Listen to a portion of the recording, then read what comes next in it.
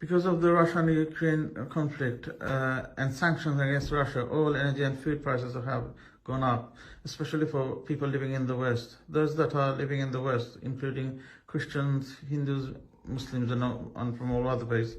What is your advice to them to survive the high cost of living?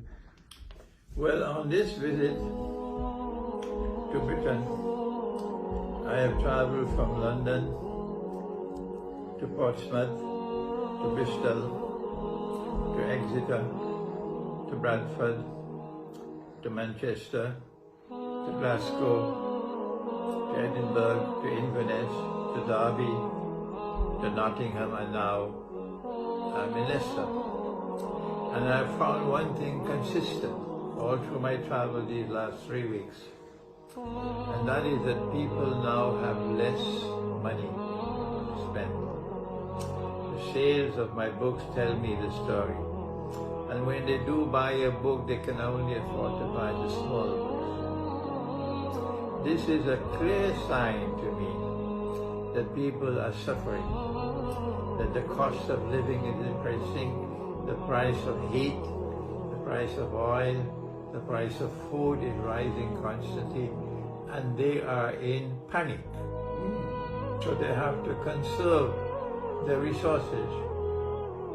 So the first response I have given is that I have a lecture in Birmingham, and I've decided for the lecture in Birmingham, I'm going to reduce the prices of all my books by half, 50%, so that those who want the knowledge can afford to buy the books.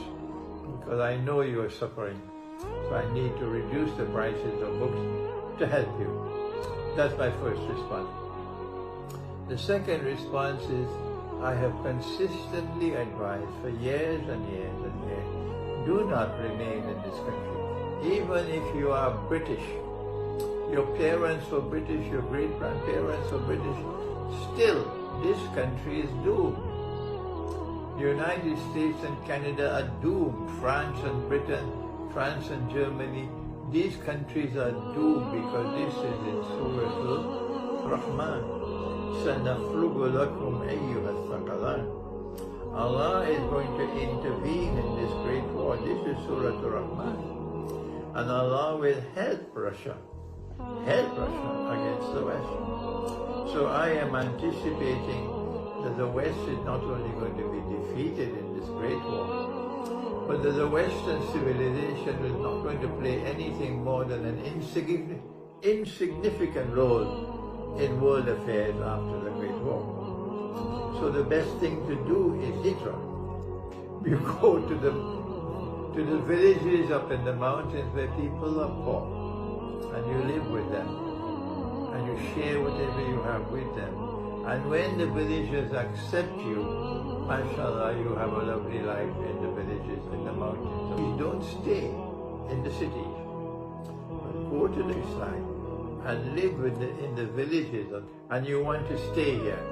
Then I say, well, the next best thing is to leave the cities of Britain and go to live in small communities in the remote British countryside. But only 1 in 1,000 will do that. The 999 will continue to live in the cities until the ship sinks, because they are nothing more than sheep and cattle.